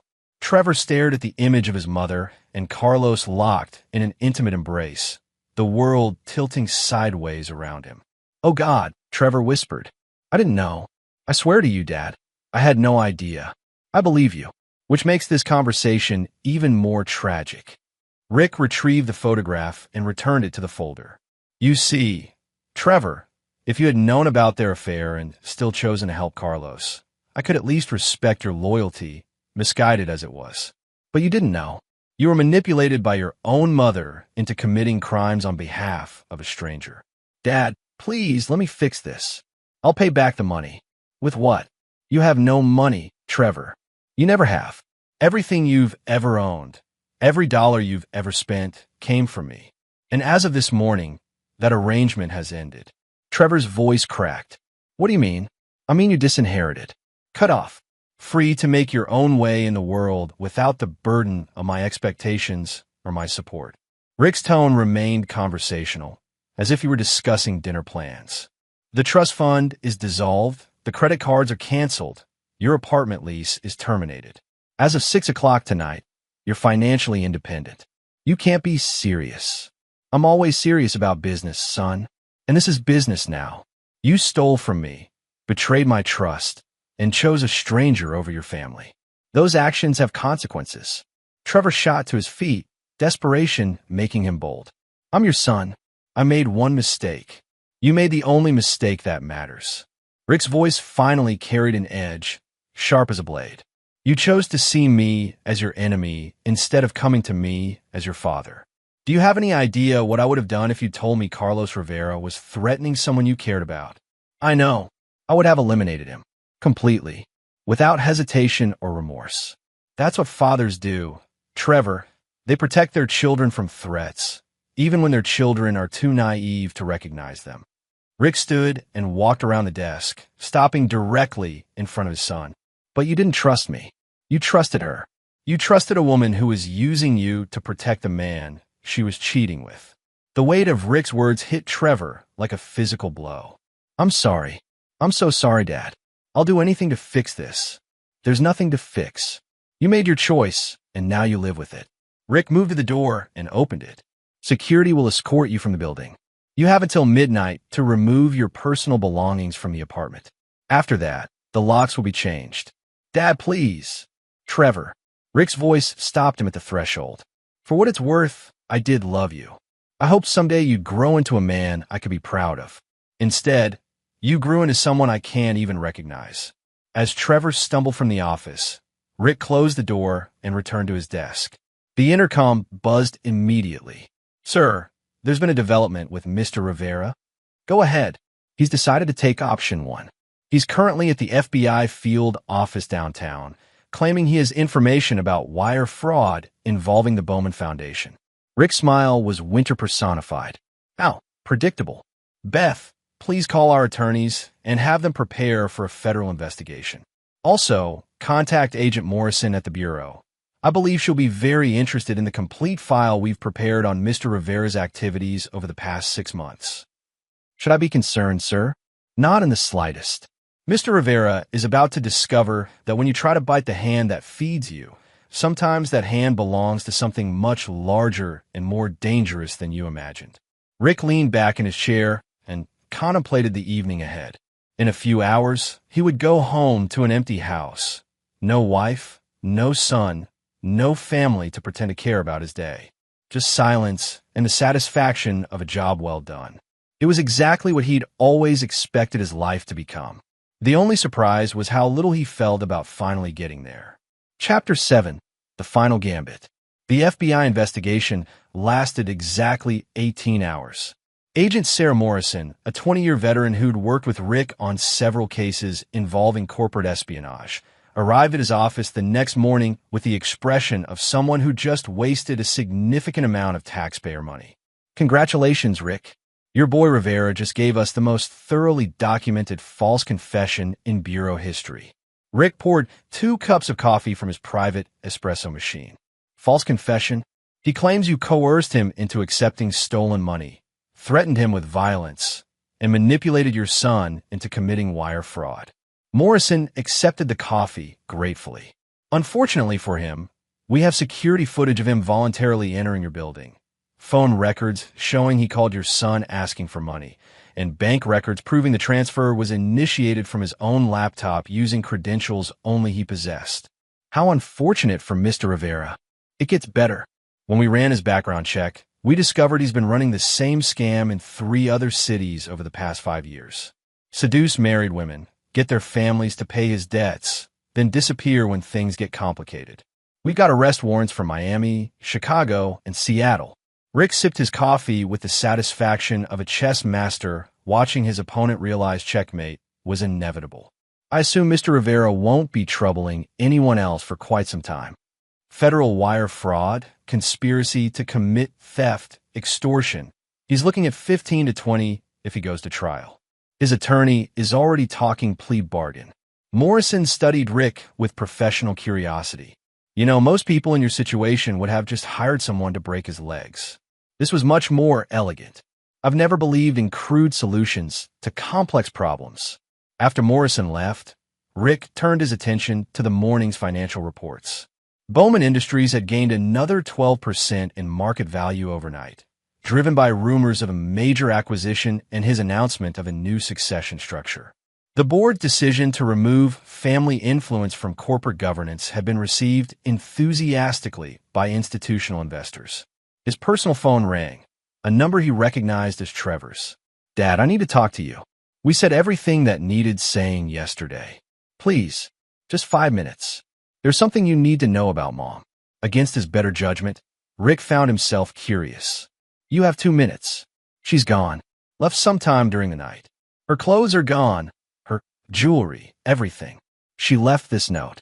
Trevor's voice was hollow, broken. It's addressed to you. Read it. Rick, by the time you read this, I'll be somewhere you can't find me. You win. You always win. But I want you to know that destroying Carlos won't change what happened between us. I stopped loving you years ago, not because of another man, but because you stopped being a man worth loving.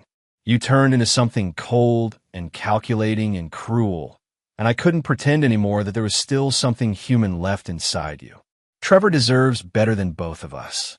Diana. Rick absorbed this information with the detached interest of someone reading a stock report. Is that all? Dad, what happens now? Now you learn to live with the consequences of your choices, just like I'm living with mine. I don't understand. Rick closed his eyes, suddenly feeling everyone is 55 years. Trevor, do you want to know why I built this empire? Why I spent 30 years accumulating more money and power than any reasonable person could ever need? Yes. Because I was afraid. Afraid of being poor again, afraid of being powerless, afraid of anyone being able to hurt me the way my father's death hurt my mother. Rick's voice grew quiet, almost contemplative. I thought if I became powerful enough, wealthy enough, ruthless enough, I could protect myself from loss. Instead, I guaranteed it. You're not making sense. I'm making perfect sense. I built walls so high that nothing could hurt me, and I succeeded. I also built them so high that nothing could reach me. Not love, not loyalty, not even my own family. Rick paused, staring out at the city he'd conquered. Your mother's right, you know. I did stop being human somewhere along the way. I just never noticed when it happened. Dad, it's not too late. We could. Yes, it is. Rick's voice regained its familiar edge. The only difference between us, son, is that you still have time to become something better than I am. Use it wisely. The line went dead. Rick sat in the silence of his office, surrounded by the symbols of his success. Awards, photographs with powerful people, art worth more than most people's homes.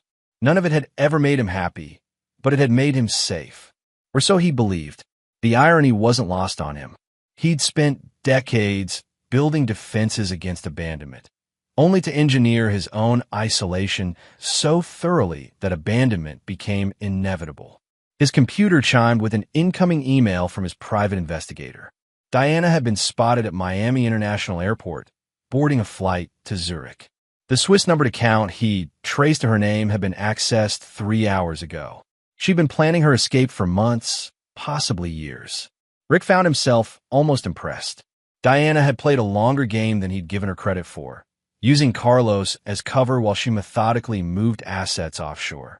She'd manipulated Trevor not just to save her lover, but to provide the final catalyst that would free her from their marriage with plausible justification. In the end, she'd proven herself to be exactly what Rick had always respected most, a worthy adversary. Chapter 8. The Hollow Crown. 6 months later, Rick Bowman stood at the pinnacle of everything he'd ever wanted. Bowman Industries had completed its largest acquisition in company history, expanding into 3 new markets and doubling its revenue. The business press hailed him as a visionary, a man who'd successfully transitioned from family business to corporate juggernaut without missing a beat. The personal cost of that transformation was evident only to those who looked closely enough to see it. His house, once filled with the chaotic energy of family life, had become a monument to solitude. Rick moved through its perfectly decorated rooms like a ghost haunting his own life, waited on by a staff who treated him with the respectful deference reserved for dangerous, unpredictable men. Trevor had disappeared entirely. Rick's private investigators had traced him as far as Portland, where he'd taken a job as a construction worker. Ironic, considering the millions in trust funds that had once been his birthright. He'd made no attempt to contact his father or return to his former life. Diana surfaced occasionally in the society pages of European publications, photographed at charity galas and cultural events on the arm of various men who looked nothing like Rick. She'd reinvented herself as an international socialite with mysterious means, the kind of woman who collected admirers and discarded them with equal facility. Carlos Rivera had pled guilty to federal wire fraud and was serving 8 years in a minimum security facility in Pennsylvania. Rick had made no effort to influence the sentence one way or another. Justice had taken its course with the inexorable efficiency he'd always admired. On a cold Thursday evening in November, Rick sat in his study reviewing quarterly reports when his doorbell rang. The household staff had been dismissed for the evening, leaving him alone in the 40-room mansion he'd built as a monument to his success. He found Trevor standing on his doorstep, looking older and leaner than Rick remembered. His son wore work clothes, jeans, a flannel shirt, steel-toed boots caked with mud. His hands bore the calluses of manual labor, and his eyes held something Rick had never seen there before: self-respect. "Hello, Dad."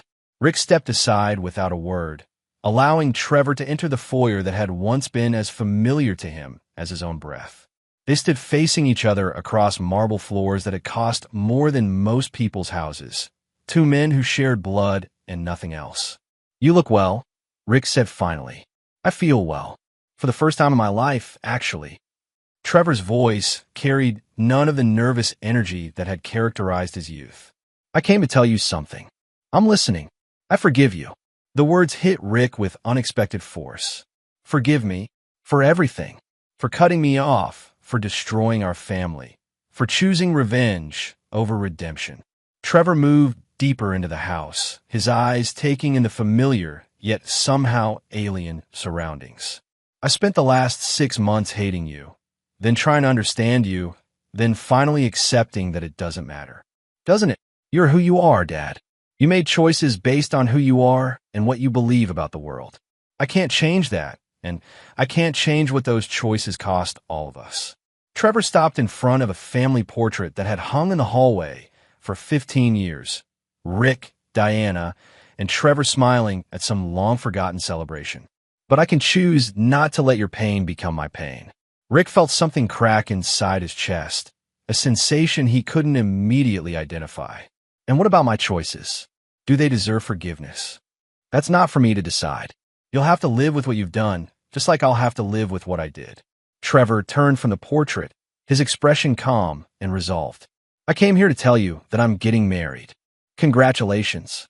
Rick was surprised to discover he meant it. "Her name is Sarah. She's a teacher. She knows about you, about our family, about everything that happened. She doesn't care about the money I'll never inherit or the name I'll probably never use in business again. She sounds practical." Trevor's smile was genuine, perhaps the first genuine smile Rick had seen from him since childhood. "She's real, Dad. She loves me for who I am now, not who I was born to be or what I might become. It's the first time in my life I've experienced anything like that." The crack in Rick's chest widened. "I'm happy for you. Are you? Really?" Rick considered the question seriously. "Yes, I think I am. You found something I spent 30 years destroying in myself, the ability to trust another person completely. That's valuable. It's everything." Trevor moved toward the door, then paused. "There's something else. Sarah is pregnant. You're going to be a grandfather." The words should have brought joy, or at least satisfaction. Instead, Rick felt only a hollow ache where those emotions might have lived.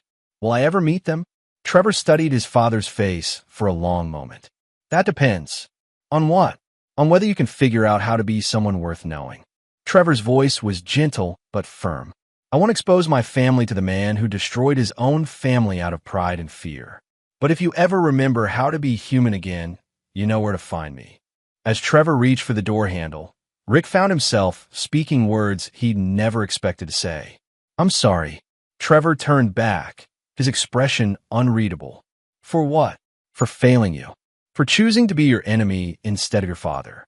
For teaching you that power mattered more than love." Rick's voice was barely a whisper. "For losing the only things that ever really mattered." "Dad, I thought I was protecting myself from being hurt again. Instead, I guaranteed that I'd hurt everyone else first." Rick looked around at the empty mansion that had once been his dream. "I won the war and lost everything worth fighting for." Trevor took a step back into the house. "It doesn't have to stay that way, doesn't it? I've burned every bridge, Trevor. Destroyed every relationship. Made myself into something that people fear but no one loves." Rick's laugh was bitter. "I'm exactly what I wanted to be, untouchable." Untouchable isn't the same as unreachable. The two men stood in silence for several minutes, separated by 6 feet of marble floor and 25 years of accumulated damage. Finally, Trevor spoke again. "Sarah and I are having the baby baptized at St. Mary's downtown, 3 weeks from Sunday. If you want to come, if you want to try being a grandfather instead of a destroyer of families, you're welcome. I wouldn't know how. None of us know how until we try." Trevor opened the door, letting cold November air into the heated foyer. "The choice is yours, Dad. It always has been." Chapter 9, Redemption's Price. Rick Bowman spent the next 3 weeks engaged in the most difficult project of his life, learning how to be human again. It proved far more challenging than building a billion-dollar empire. He started by calling his therapist, a woman he'd seen exactly twice in his life, both times at Diana's insistence during particularly difficult periods in their marriage. Dr. Elizabeth Harper listened to his story with the professional calm of someone who'd heard every variation of human failure imaginable. "You're asking me to help you undo 30 years of emotional conditioning," she said after his first session. "That's not impossible, but it's not going to happen in 3 weeks. I don't have longer than 3 weeks. Mr. Bowman, redemption isn't a business transaction. You can't acquire emotional intelligence the way you acquire companies. This is going to take time, patience, and a willingness to accept that you might fail. I've never failed at anything I've set my mind to." Dr. Harper's smile was sympathetic but firm. "That's exactly the attitude that got you into this situation. You're trying to control something that can't be controlled. Love, forgiveness, redemption. They're not commodities you can purchase or strategies you can implement. They're gifts that other people choose to give you, and they can't be earned through force of will." The session ended with Rick more frustrated than enlightened, but he returned the next day and the next. Slowly, painfully, he began to understand the difference between power and strength, between winning and succeeding, between being feared and being respected. The business world noticed his absence. For the first time in 20 years, Rick delegated major decisions to his executive team, spending his afternoons in therapy sessions instead of boardroom meetings. Stock analysts questioned his commitment. Competitors sensed opportunity. The business press speculated about his health. Rick found he didn't care. On the Friday before the baptism, he received an unexpected visitor. Diana stood in his office doorway looking elegant and self-possessed, as if the past year had been nothing more than an extended vacation. "Hello, Rick." "Diana." He gestured to the chair across from his desk. "This is unexpected. I heard about Trevor's baby. Congratulations. You're going to be a grandfather." "How did you hear?" "I still have friends in the city. People talk." Diana settled into the chair with familiar grace. "I also heard you've been seeing Dr. Harper." Rick studied his ex-wife with interest. She looked well, rested, confident, somehow more substantial than she'd been during their marriage. "Are you here to gloat?" "I'm here to apologize." The words hit Rick like a physical blow. Apologize? For using Trevor, for manipulating him into a situation he wasn't equipped to handle, for putting him in the middle of our marriage instead of dealing with our problems directly. Diana's voice carried genuine remorse. "I spent so many years resenting you for being emotionally unavailable that I never considered I might be using our son as a weapon against you." Rick leaned back in his chair, processing this unexpected development. What about Carlos? Carlos was an escape, a way to feel alive again, desired again, something other than a trophy wife collecting dust on your shelf. Diana's smile was self-deprecating. "He was also exactly what you said. He was a predator who saw me coming from a mile away. I was just too desperate for attention to care. And now I'm learning to live without defining myself through the men in my life. It's harder than it sounds after 25 years of practice." Diana paused, her expression growing serious. "Rick, I need you to know something. When I married you, I did love you. The problem was that I loved the man you were becoming, not the man you actually were. I don't understand. You were so driven, so passionate about building something significant. I thought marriage would soften you, make you more human. Instead, it just gave you more to protect, more reasons to build higher walls." Diana's voice grew quiet. "I spent 20 years waiting for you to become someone you were never going to be, and you spent 20 years trying to be someone you thought I wanted. We were both living lies." Rick felt the familiar ache in his chest, the sensation of something important slipping away forever. Did we ever have a chance? I don't know. Maybe if we'd been honest with each other from the beginning, instead of pretending to be people we weren't. Diana stood, smoothing her skirt with nervous precision. "I came here to tell you that Trevor's baby deserves better than what we gave him. That little girl deserves grandparents who know how to love without conditions, who can be present without trying to control everything around them. Little girl, Sarah's having a daughter. They're naming her Emily." Diana's smile was genuine, perhaps the first genuine smile Rick had seen from her in years. "She's going to be beautiful and smart and completely innocent of all the damage we've done to each other. Diana, I'm leaving again tomorrow. Back to Europe, probably for good this time. But I wanted you to know that I hope you figure out how to be the grandfather Trevor never got to have as a father. She paused at the door. For what it's worth, Rick, I think you're capable of it. You just have to want it more than you want to be right. After she left, Rick sat alone in his office as the sun set over the city he'd conquered. In 2 days, he would walk into a church and try to be something he'd never been before. A man who put love ahead of control, who chose connection over protection, who was willing to be vulnerable for the sake of someone else's happiness. The thought terrified him more than any business negotiation he'd ever undertaken. That evening, Rick did something he hadn't done in 30 years. He called his mother. She lived in a modest apartment in the same Detroit neighborhood where Rick had grown up, surviving on Social Security and the small monthly checks he'd been sending her since he'd become successful. They spoke perhaps 3 times a year, awkward conversations that focused on her health and the weather. Richard, is everything all right? You never call this late. I'm fine, Mom. I just wanted to ask you something. Of course. Rick closed his eyes, feeling like a child again. When Dad died, how did you keep going? How did you not become bitter about everything you'd lost? The silence stretched so long that Rick wondered if the call had been dropped. Richard, his mother said finally, your father died trying to provide for us. He worked dangerous jobs because he wanted to give you opportunities he'd never had. If I'd spent the rest of my life angry about losing him, I would have wasted the gift he died to give me. What gift? You sweetheart. You were his gift to the world. A son who would never have to break his back in a factory, who would never have to choose between feeding his family and keeping them safe. Her voice grew soft. Your father would be so proud of what you've accomplished. But I think he'd be even prouder if you learned to enjoy it. I think I forgot how. Then learn again. It's never too late to remember who you used to be before the world taught you to be afraid.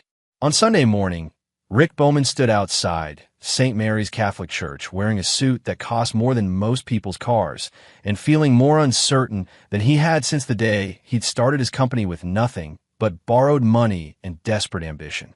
The church was modest, nothing like the cathedral where he and Diana had been married. Sunlight streamed through simple stained glass windows, illuminating wooden pews filled with people Rick didn't recognize. Trevor's new life, his chosen family. Rick spotted his son near the front of the church, holding a baby girl in a white christening gown. Sarah stood beside him, glowing with the quiet radiance of new motherhood. They looked complete, self-contained, genuinely happy in a way Rick had never achieved despite all his success. For a moment, Rick considered leaving. These people didn't need him. They'd built something beautiful without his money or influence or protection. He had nothing to offer them except the promise to do no harm. Then Trevor looked back and saw him standing in the doorway. Their eyes met across